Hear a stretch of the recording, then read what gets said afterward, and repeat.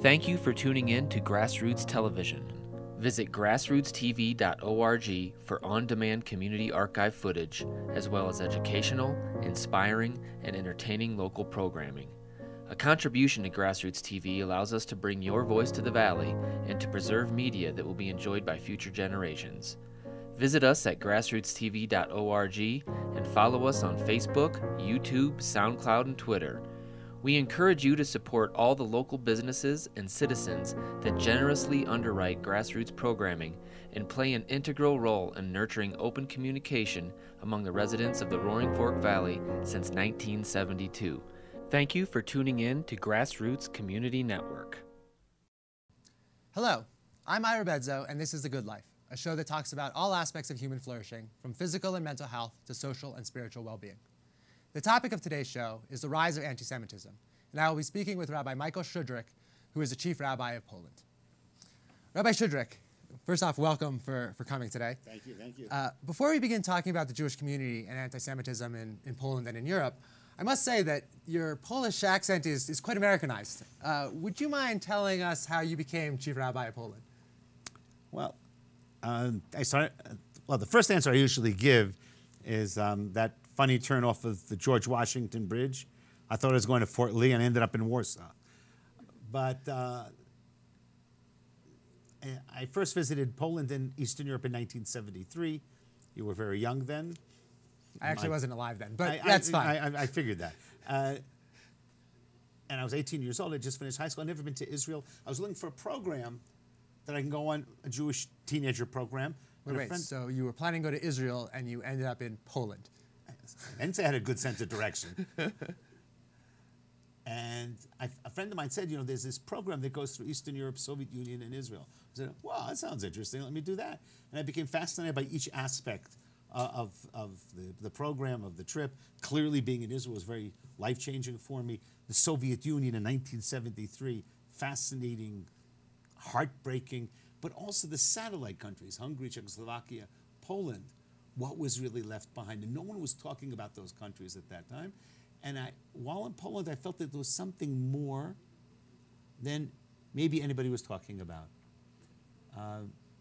Our leaders and the Polish guide said it was a few thousand old Jews. Basically, Polish Jewry was over after 1,000 years. And I said, maybe that's not true. Perhaps because I was 18 and I didn't believe adults. And so I decided to start coming back. To the great happiness of my normal American-born parents, I spent most summers of the 70s in Eastern Europe, 76, 77, 79. And by 79, started meeting the first young Poles who were discovering their Jewish roots. And that really gets into the question of Polish Jews today. But once I understood that there were people discovering that didn't know, their parents had hidden the fact that they were Jewish because of the trauma of the Shoah, of the Holocaust, and the oppression of the Soviets, Soviet communism, they decided it was better not to tell their kids. But some started finding out, and some of them were interested. And I said, these people deserve to know about their Jewish heritage if they want to. I really asked myself a very fundamental question. Why isn't, I actually remember, this really was in 1982, I was in Moscow again. And I went to visit. It was a very tough time in Soviet history for Jews and for everyone else. And I went to visit a refusnik, a Jew that had applied to go to Israel, was refused the visa, and then you lose your job, you could lose your apartment. It was really a very hard time. And I went to visit him. The guy opens the door, and he's wearing jeans, a white T-shirt, a colorful, like Yemenite yarmulke, and colorful suspenders. And I look at him. I said, this could have been my brother. And I said, how come I was born in America and he was born in Moscow? It wasn't his decision. It wasn't my decision. How come I got to go to yeshiva and he has to learn secretly, threat of being arrested for studying about Judaism? Nothing that I did, nothing that he did. And I felt this sense that of wanting to give back. The blessings one has in life is a wonderful thing, and I'm a big fan of blessings. I think the more the better. But it also creates responsibility. that if I was fortunate enough to be born in America, and with all the problems in America, it is still a blessing to be born here and to live here, what is my responsibility?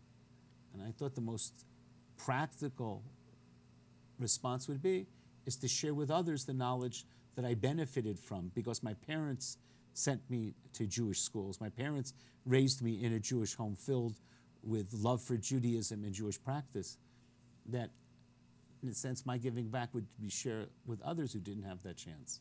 Is it common in European countries for their chief rabbis to not be from the local communities? Certainly in East Central. Thinking right off, in other words, in France, England, Austria, they're all local born.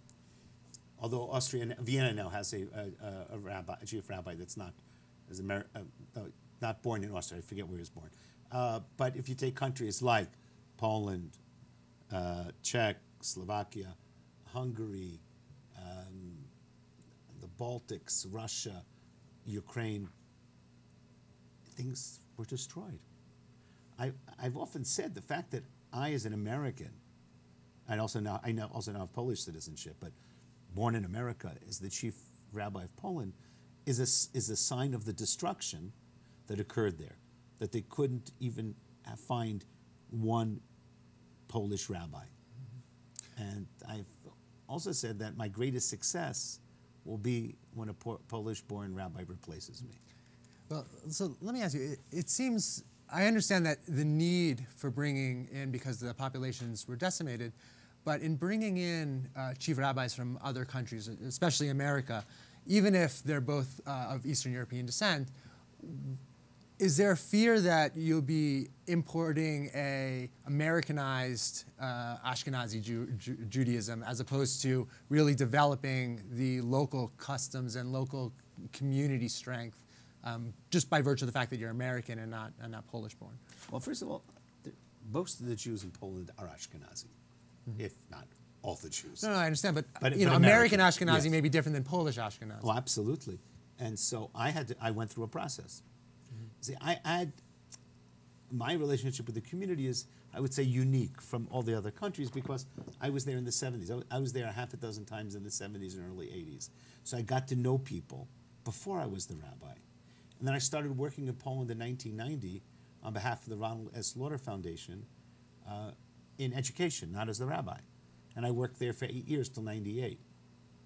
In education, outreach, creating summer camps, Shabbatonim, Friday night Shabbat dinners, classes, all these kinds of things, without having the title of rabbi. So really, I got to know them, they got to know me, they understood me better, I understood them better. And when they asked me to become rabbi in 2000, it was a relationship that was going back decades, but actually intensely going back 10 years. So I had already been hopefully sufficiently sensitized to the uniqueness of their situation that I could meet their needs. And what do you do now as chief rabbi that's different than before when you were chief rabbi, before being chief rabbi when you were involved in education and building up the community? How is the role of chief rabbi different? I would say, well, first of all, is that the one thing that really has changed, which is not so much the chief rabbi, but the strengthening and the deepening of Jewish life in Poland over the last 15, 20 years, is the fact that when I started, till about 15 years ago, I was the only rabbi in Poland. Today we have 7 rabbis in our group, plus 2 Chabad rabbis, plus 3 Reform rabbis.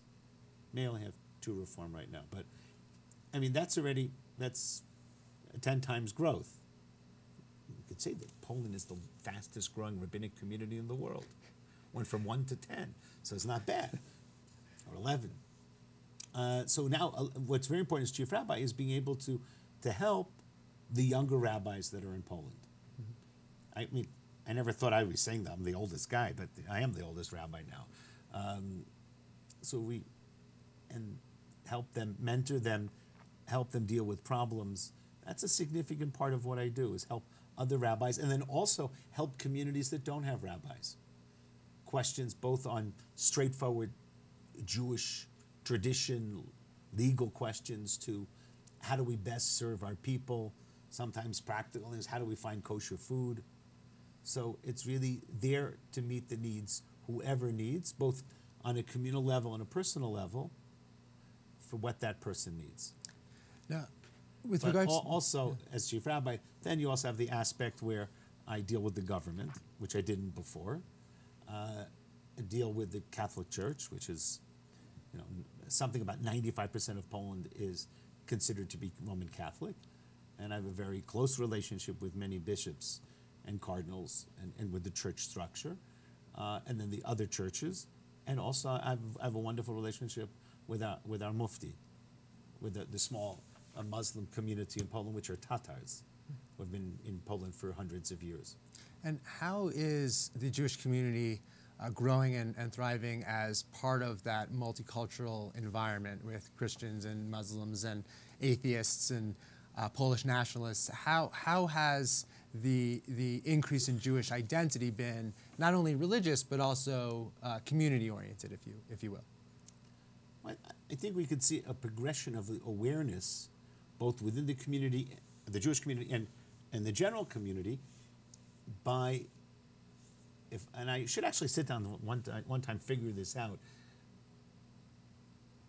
I was invited the first time to go to Katyn, where the NKVD, the precursor to the KGB, murdered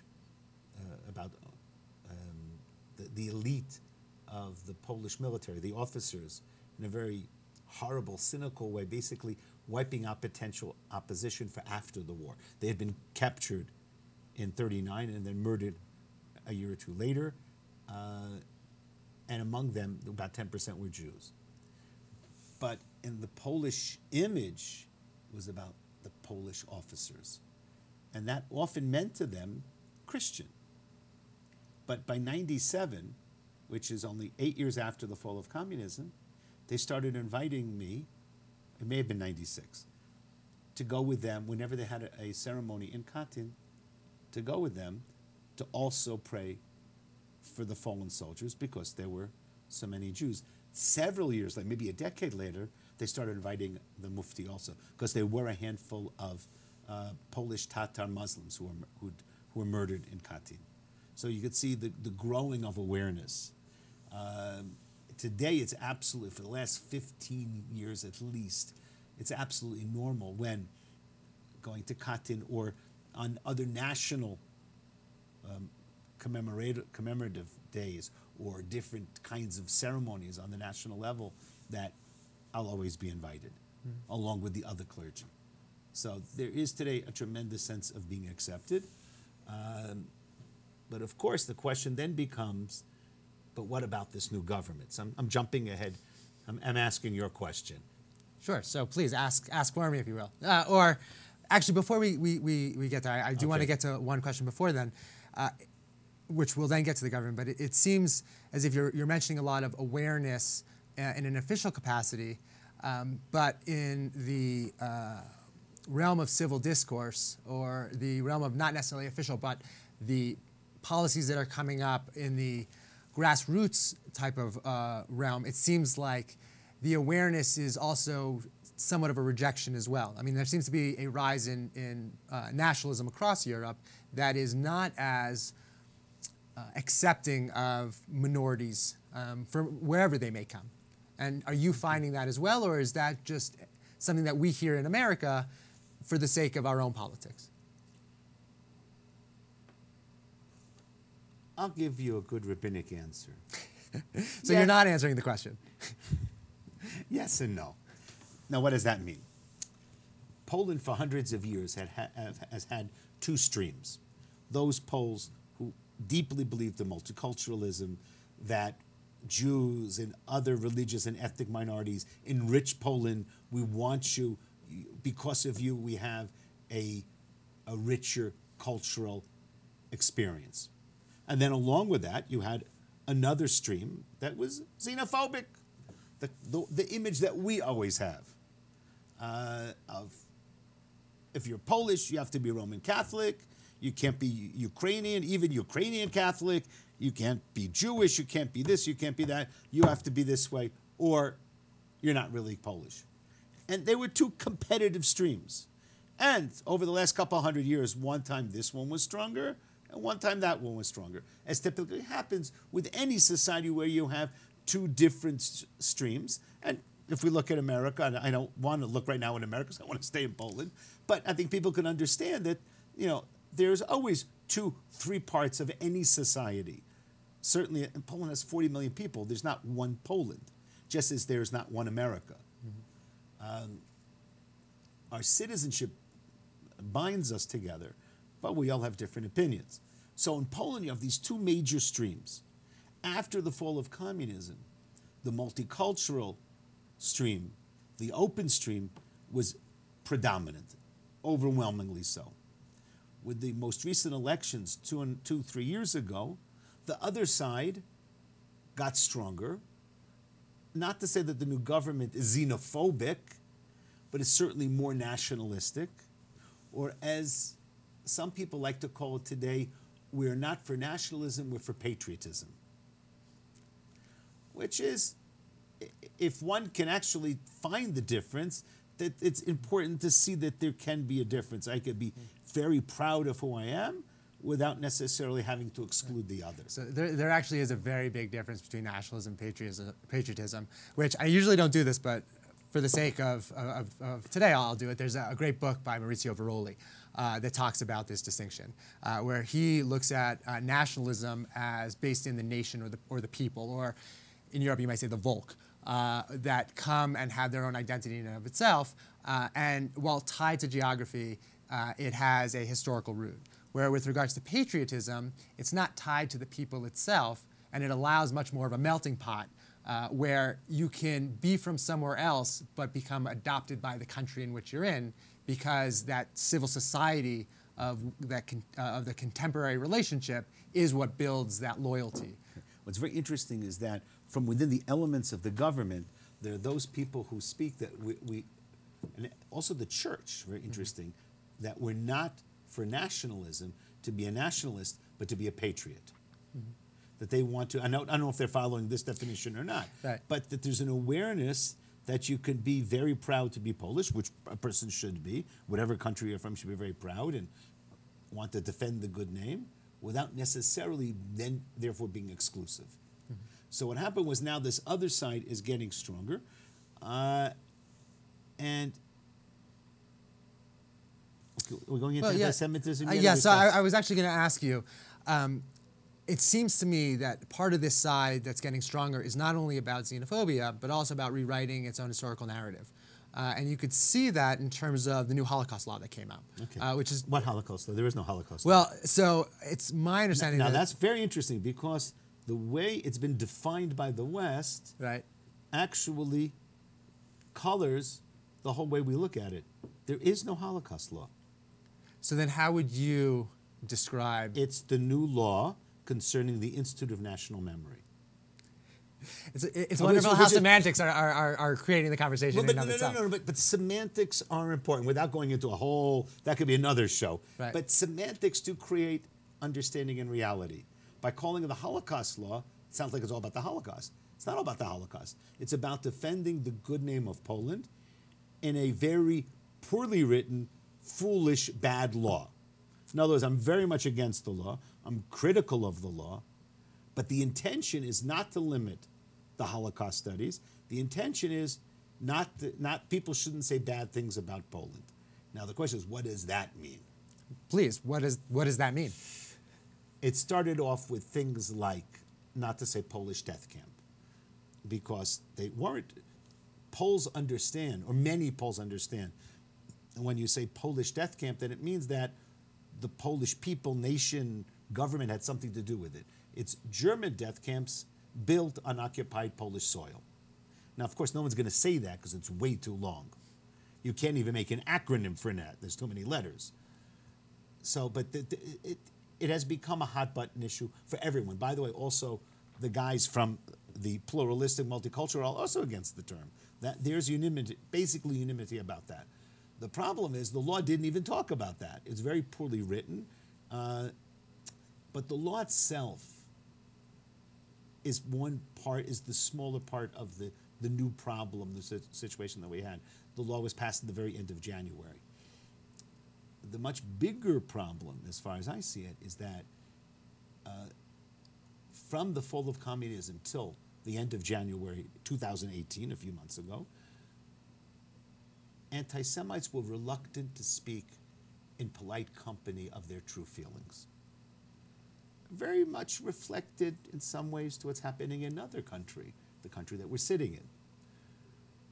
And something happened, something triggered during the very acrimonious back and forth between the Polish and the Jewish side, basically in February of this year, that somehow removed this social taboo that you just don't say anti-Semitic things in public, not if you want to be taken seriously.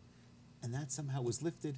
And those who were, I believe, what I would say is not that anti-Semitism, that they're more anti-Semites, but the anti-Semites that are always there now feel free to say what they want to say. Do you think that this legislation caused the rise of this public discourse, or do you think it is just a correlation without causation? No, it was the trigger. It was the trigger. And what happened is that the Israeli and then the Jewish response was very negative, and frankly, at some points, inaccurate. Inaccurate, which is wrong. Anti-Semitism is horrible, has to be fought. We know where it leads to, pogroms, Shoah. But saying false things about the Poles is also wrong, not on the same level. I'm not comparing the two. But I'm comparing the two in the sense that they're both wrong and illegitimate. Mm-hmm. The result in history and in contemporary society has been different. But it doesn't mean that it's okay for us to say false things about Poles. Mm-hmm. And what happened is that the Jewish criticism was very harsh, and so the Poles felt the need to defend their good name by saying sometimes things that were anti-Semitic. And so some Jews said things that were anti-Polish, and we went into this downward spiral that was horrible. The other factor is that, as we all know today, that if somebody says something, somebody blogs something, there's a chance that it's picked up and it's worldwide within minutes, hours. That's not the way it was when I grew up. If some, idiot said something in some small town, it remains some idiot in some small town. Today, it can be international news. And I'm not saying it's a good thing or a bad thing, but it's a reality. So what happened is that whenever someone from one side said something over the top, not true, nasty, it got picked up often by the other side. And that just kept adding kind of this downward spiral, vicious cycle that was horrific. What changed was March. March, you started to hear in Poland what I call the good guys. 160 NGOs wrote an open letter condemning the law, condemning anti-Semitism. The problem is, and this is exceedingly frustrating, that it barely got any traction in the West. Every wrong statement that has to be condemned was picked up. The positive statements were not picked up. At the last meeting of the Episcopate, which I believe is March sometime, of the Roman Catholic Church, where the 80 bishops of Poland met, and they unanimously voted on a number of points, including to remind the faithful that anti-Semitism is a sin in the Catholic Church, that John Paul II said you cannot be a Catholic and be an anti-Semite. Very powerful statements. And also, because I was involved a little bit, or not a little bit, just a little bit, that they didn't want one or two bishops or cardinals to say. They waited for the Episcopate to meet, so the Episcopate, unanimous vote of all bishops of Poland, said this is wrong. And yet, did you hear about that? How many of the listeners heard about that? The only thing that we heard about, or maybe, I haven't done as much research as I should, is that this I don't mean to embarrass you. No, it's fine. Is that the legislation is under review by the Polish Supreme Court. But the politics behind it, or what's influencing it, has not gotten as much traction as its initial effect. Okay, so according to public polls taken in Poland, over 50% of the country is against the law. Again, and I'm not going to go into fake news. I don't know why, but it is frustrating because people are interested or concerned, especially Jews are concerned about this, and somehow, and I feel responsible. I'm failing to help get the other side's message out. Well, if 50% or a little bit over 50% is against the law, that still leaves a pretty large minority that's for the law. Does that make the Jewish community nervous? No, because you have to understand, what does the law say? The law says that if you say something that's not true about the Polish nation or the Polish government for claiming complicity in German Nazi crimes, you can be convicted up to 3 years. Unless you're an artist or researcher, when it doesn't apply to you. Which doesn't make any sense because that means that researchers can lie. So I suspect that the law, well, there were several drafts to the law, and the final version was one from version A, one line from version B, and one line from version C, which they came out with a nonsensical law. But the idea is that you cannot say something that. So the big problem is who decides what's false. The local courts, the judges, are now going to be the deciders of history. That's very dangerous. That's wrong. What does it mean that researchers and artists, it doesn't apply to if it's against saying a lie? And then again, who's the Polish nation? Does that mean 20 million people? Does that mean 3 people? So the law was written so poorly as nobody knows what it really means. Well, was the law written for the sake of taking a normative stand, but it will not be enforced? Or are there plans for enforcement mechanisms for this type of law because they think it's important to either correct the falsehood or create a new truth?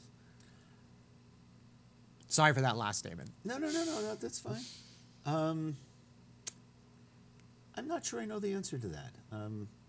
It seems that also the timing, which is also important, was done for domestic political reasons, which of course no one outside the country can ever be sensitive to the domestic political needs or desires. Well, what are those domestic political desires that would want to legislate this type of rule? Wrong question. So then, please, what is the right question? Because often domestic political needs are not about what the law says, was about the fact that I can get it through the parliament showing that I'm stronger in increasing my political future. No, of course. Whether the law passes or not, it just shows that the constituents want something like that, which means civil society is becoming much more interested in correcting truths about Polish responsibility. Now you're assuming that civil society has some relationship with the people they vote into office. Usually democracies work like that, or Republican governments work like that, but correct me, please. To some extent, but then you get this other element where politicians try to do something that will advance their political career, which their constituents didn't necessarily vote them for. They weren't involved in that process. I'm being vague, and I apologize because I'm not sure that I'm right. But what people say is that there was one person in particular that wanted to get this passed to show that he was politically strong, to better place himself for his political future, and just used the law as a springboard to show how powerful he was. Now he's actually lost a lot.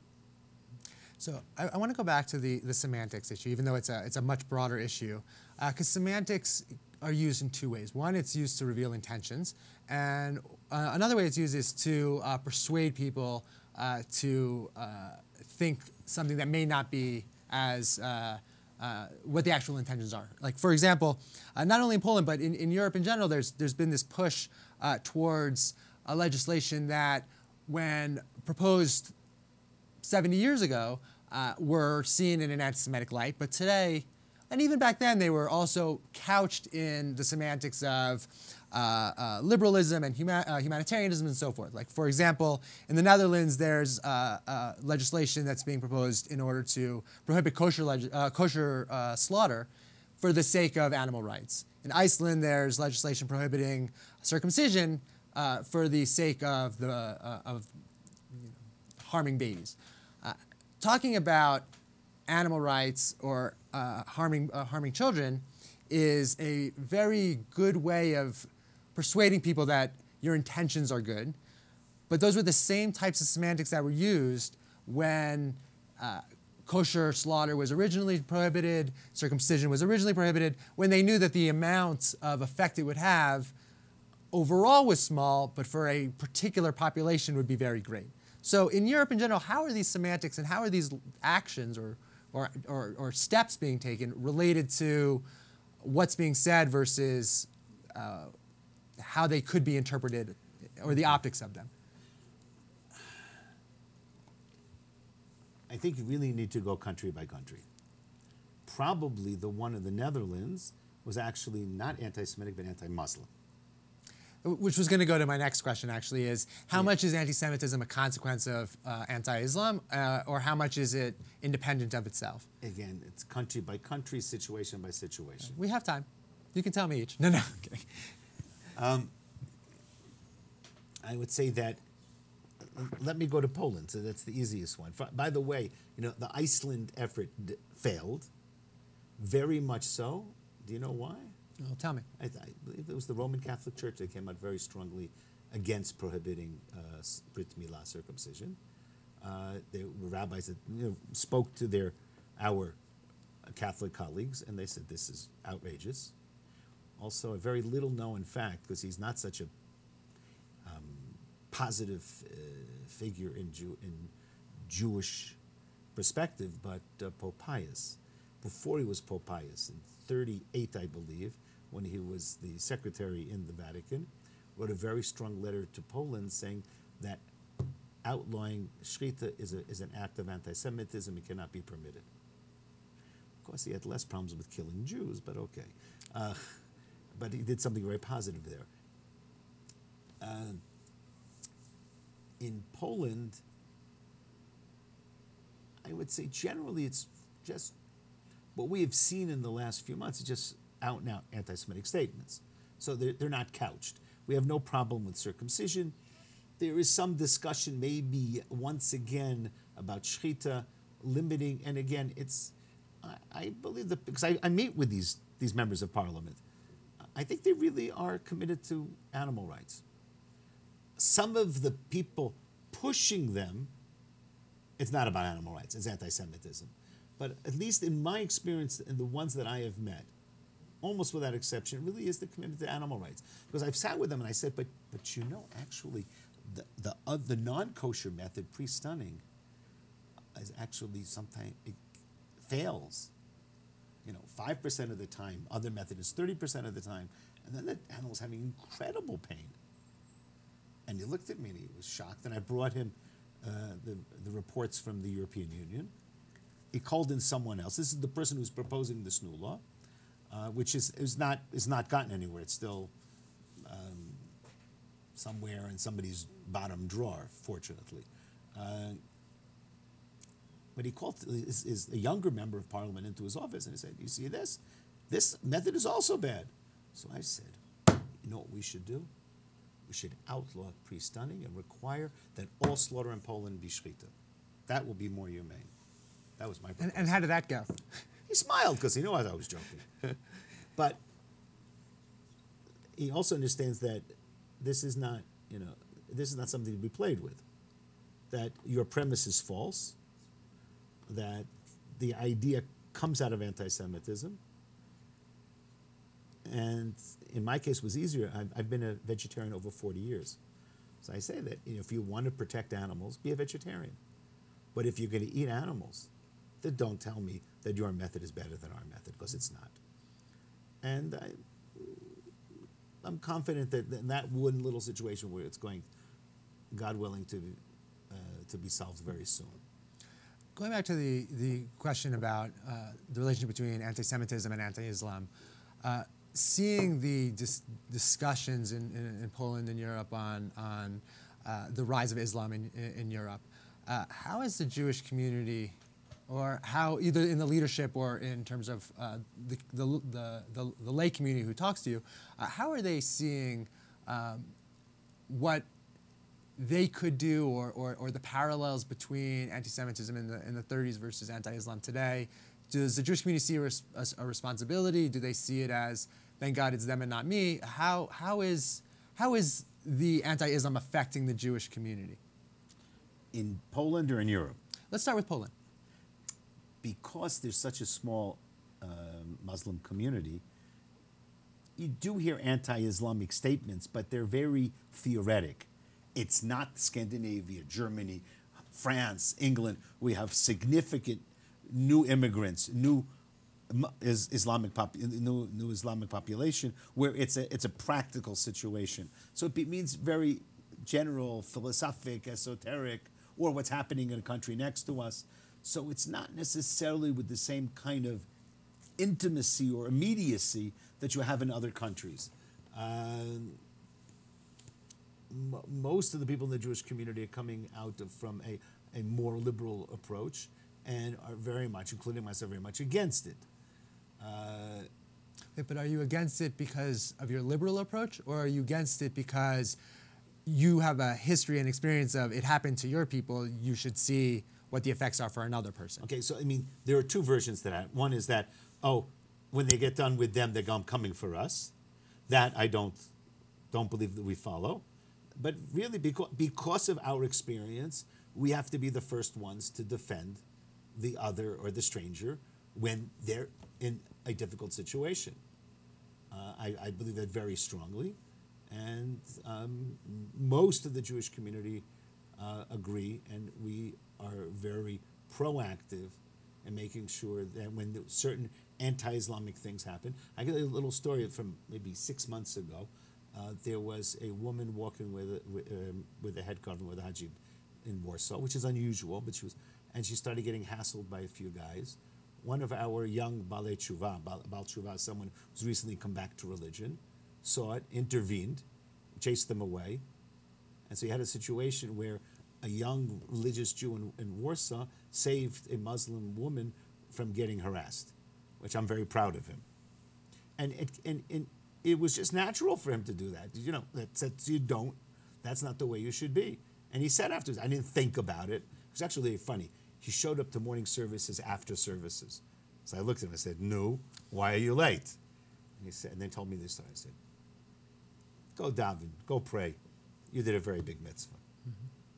No, I don't think anyone would disagree with you.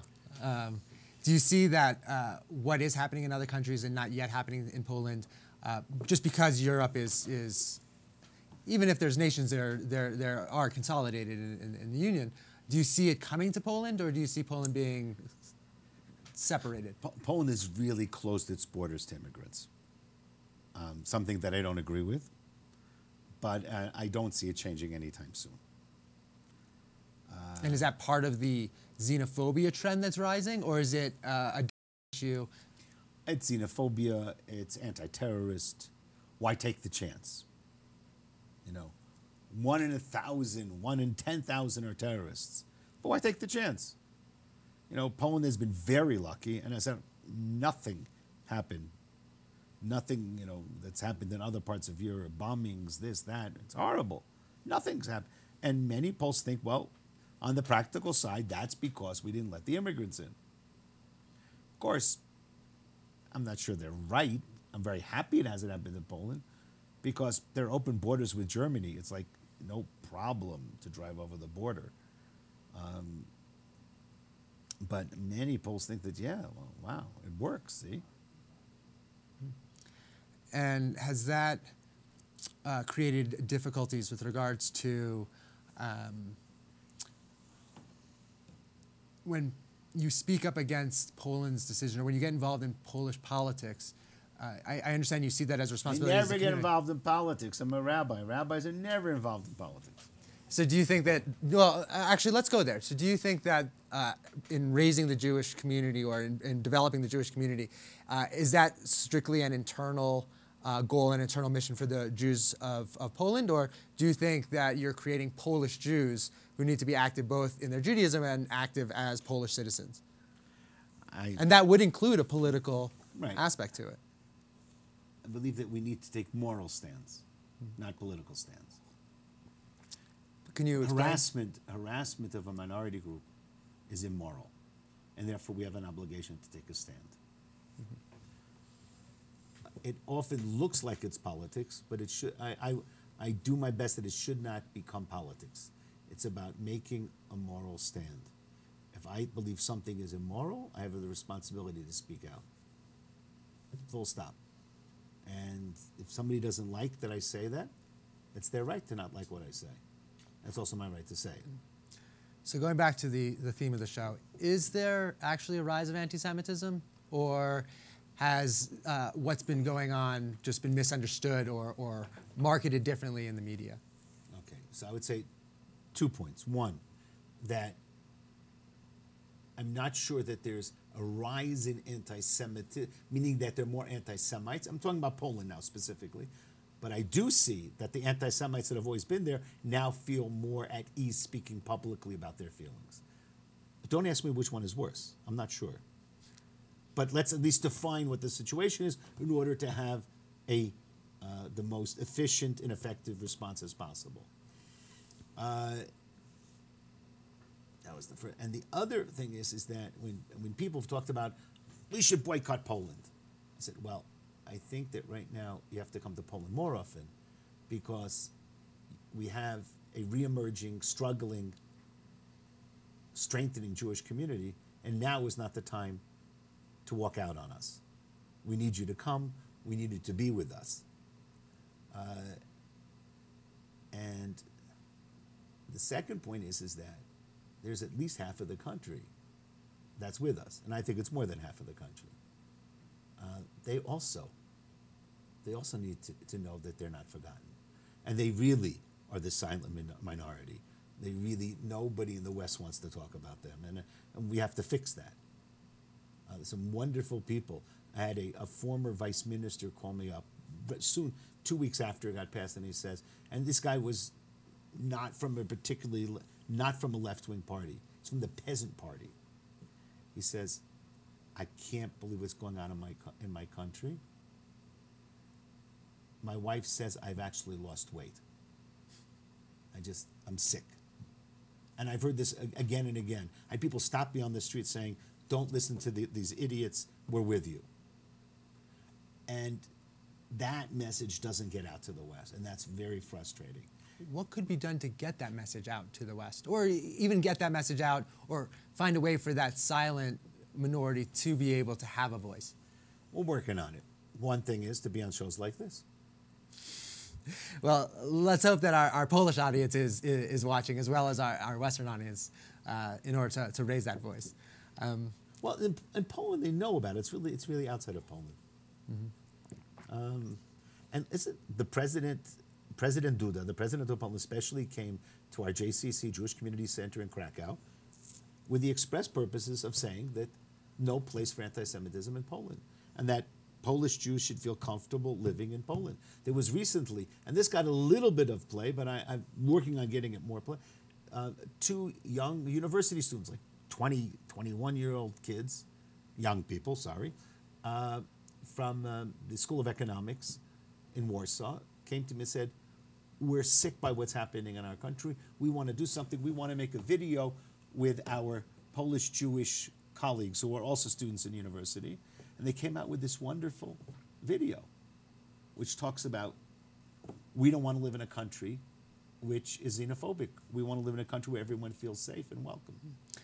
Well, let me ask you: has this push to be unaccepting of anti-Semitism or the voicing of anti-Semitism, has that sublimated into we're not anti-Semitic but we are anti-Israel? No. That is a Western European phenomenon. We're anti-Israel, we're not anti-Semitic. In Central East Europe, we're maybe anti-Semitic, we're definitely pro-Israel. Why is that the case? Well, by the way, both of them are both anti-Israel and anti-Semitic. Neither one of them are being accurate. Why do they say pro-Israel? Several reasons. Number one, for those who have a little bit of historic memory, which countries supported the Arab countries in the 60s, 70s, into the 80s? Soviet Union. Poles hate the Soviet Union, still don't like Russia. Wait, so is there pro-Israel really just an anti-Russia? Yeah.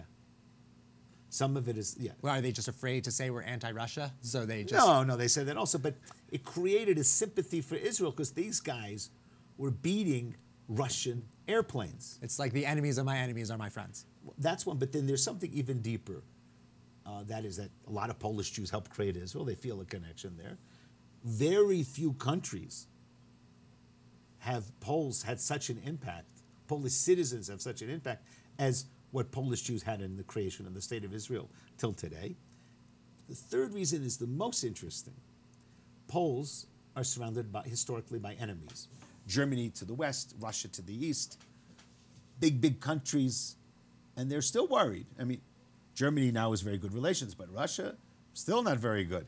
And the fact that what the Russians are doing in the Ukraine definitely makes the Poles that it's wrong they're doing it to the Ukraine, but also they get done with the Ukraine, they're coming for us. So there's a lot of tension with Russia. And they look at Israel, this tiny little country, 7, 8 million people, hundreds of millions of Arabs, and yet they have this vibrant economy, a vibrant culture, a strong military. Everybody in Poland, Jew lovers, Jew haters, everybody says, we want to be like Israel.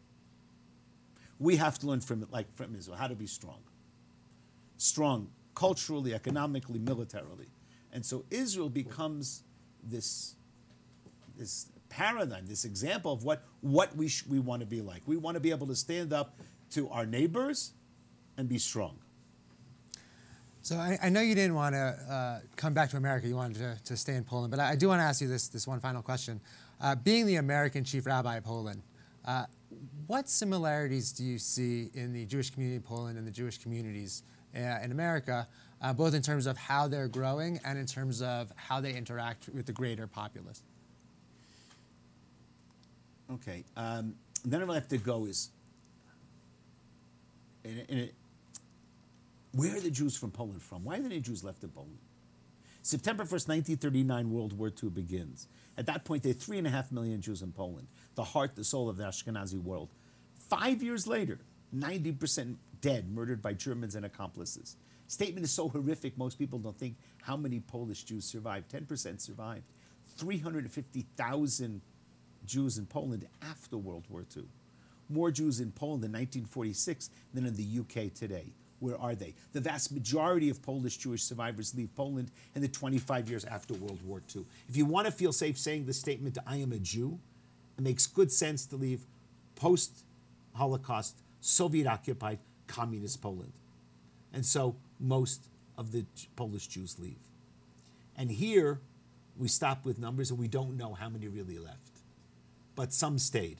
And those who stayed, many of them gave up their Jewish identity. Stay Jewish, leave communist Poland. Stay in communist Poland, stop being Jewish. To the extent you often don't even tell your children or grandchildren. The deep, dark family secret stays a secret for 50 years. 1989, communism falls. And at that point, for the first time in 50 years, these not-so-young survivors are confronted with the question, is it safe enough for me to tell my children, grandchildren, friends, colleagues, neighbors that I'm really Jewish? Since 1989, thousands and thousands, and perhaps some tens of thousands of Poles have discovered they have Jewish roots. That's the story of Polish Jewry today. It's a story of discovery. It's a story of the blessing of democracy. As we say in Hebrew, Netzach Yisrael lo yishaker. It's hard to stop being Jewish. And we now have a growing Jewish community from people who only recently discovered they were Jewish. Recently could be 20 years ago, could be 3 months ago. The people are still discovering. It's a process. And so in that sense, it's very different than America. America is such a wonderful blessing of democracy, of freedom, of pluralism. Not perfect. That none of this tension of discovery, there are individual cases, but not on any kind of communal level. So there's a very big difference. And also when a person discovers you have Jewish roots, the risk, what do I want to do? Maybe I don't care. Who says I care? Well, so that's interesting because you're interpreting my question in terms of how are the Jewish communities similar in terms of how they have grown and developed and strengthened. not necessarily how they interact with the non-Jewish communities around them. No, actually, it very much goes to that, because all these people who discovered grew up Polish. So it's not about how they interact with non-Jewish Poles. They are Polish. I mean, they interact absolutely normal all the time. Either you discovered you were 15 or 25 or 50, you were interacting as colleagues, friends, in the most natural way. So any sense of boundaries basically didn't exist, because most of them didn't even know they were Jewish. Do you think there are boundaries in America? No, that's the amazing part. I don't, for the most part, no. So in that respect, there might be a similarity. The Polish Jew and the American Jew, or the Jewish Pole and the Jewish American may have a similar relationship. But it's coming from very different experiences. The Polish Jew is coming out because I didn't know I was Jewish, so I was Polish, now I'm also Jewish, and so I know how to relate back to my, you can't say in English what they really are. They should be called Pole Jews. Because Polish is an adjective describing a Jewish. Or if you say a Jewish Pole, Jewish is an adjective describing Pole. It should be Pole Jew, two nouns, because they're both. In America, because of the way America has amazingly developed, overwhelming with the sense of pluralism, equality, not perfect, but amazing, that people knew they were Jewish, but often it didn't really matter in terms of friends, work relationships, and other kinds of relationships. Of course, there are problems. It's not perfect, but it's coming from a very different angle, very different point of departure. Now, well, look, Rabbi Shudrich, I want to thank you for speaking with me today. This is a topic that I think is on a lot of people's minds, given the politics of today, the fears that sometimes the media raises and says one side and not the other, as you've explained. It's good to have shows like this, not only for our local Aspen community and the American community, but for all the communities around the world that deal with similar issues. So again, thank you so much, and to our audience, we hope that with this show you've come a little bit closer to reaching the good life. Thank you for tuning in to Grassroots Television. Visit grassrootstv.org for on-demand community archive footage, as well as educational, inspiring, and entertaining local programming. A contribution to Grassroots TV allows us to bring your voice to the Valley and to preserve media that will be enjoyed by future generations. Visit us at grassrootstv.org and follow us on Facebook, YouTube, SoundCloud, and Twitter. We encourage you to support all the local businesses and citizens that generously underwrite grassroots programming and play an integral role in nurturing open communication among the residents of the Roaring Fork Valley since 1972. Thank you for tuning in to Grassroots Community Network.